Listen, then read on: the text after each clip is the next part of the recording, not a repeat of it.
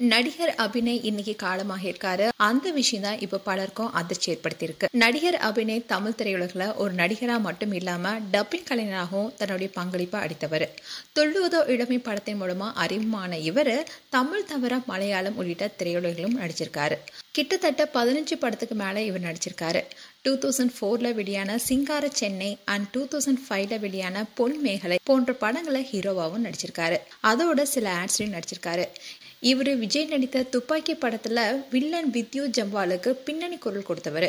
அது மட்டும் இல்லாம சூர்யாவுடைய அஞ்சான், கார்த்தியுடைய பையா, காக்கா முட்டை போன்ற படங்கள்ல சில கேரக்டர்ல பின்னணி குரல் கொடுத்திருக்காரு. 44 வயதாகும் அபிநய் சில காலமாவே உடல்நலம் பாதிக்கப்பட்டு அவதிப்பட்டு வந்தாரு. அவருக்கு படங்கள் வாய்ப்பு இல்லாதனாலையும் நிலையான வருமானம் இல்லாதனாலையும் அவர் வறுமையில சிக்கினாரு. அபிநய்க்கு கல்லீரல் பாதிப்பு ஏற்பட்டு உடல்நலமும் பாதிப்பு ஏற்பட்டுச்சு.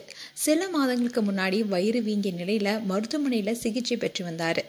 அப்போ அவருடைய போட்டோஸ் கூட வெளியானுச்சு. அதை பார்த்த ஃபேன்ஸ் எல்லாருமே அதிர்ச்சியானாங்க. ஆளே அடையாளம் தெரியாத அளவுக்கு அவர் மாறியிருந்தாரு. அதை பார்த்த ஃபேன்ஸ் மட்டும் இல்லாம செலிபிரிட்டிஸும் வேதனை தெரிவிச்சிருந்தாங்க. இந்த சூழ்நிலை தான் சிகிச்சைக்காக பண உதவி கோரியும் அபிநய் ரீசெண்டாக ஒரு வீடியோவை வெளியிட்டிருந்தாரு. அபிநோடைய நிலை அறிந்ததும் திரையுலக சேர்ந்த சில நல்ல உள்ளங்கள் அவருக்கு உதவிக்கரம் நீட்டினாங்க. துள்ளுவதோ இடமே படத்துல இணைந்து நடித்திருந்த நடிகர் தனுஷ் அவருடைய பழைய நண்பனுக்கு உதவும் வகையில அபிநய்க்கு ரூபாய் 5 லட்சம் நிதியுதவி வழங்கியதா கூட தகவல் வெளியானுச்சு. அதே மாதிரி KPY பாலா 1 லட்சம் ரூபாய் நிதியுதவி வழங்கியிருந்தாரு அண்ட் அவருக்கு ஆறுதலும் சொல்லியிருந்தாரு.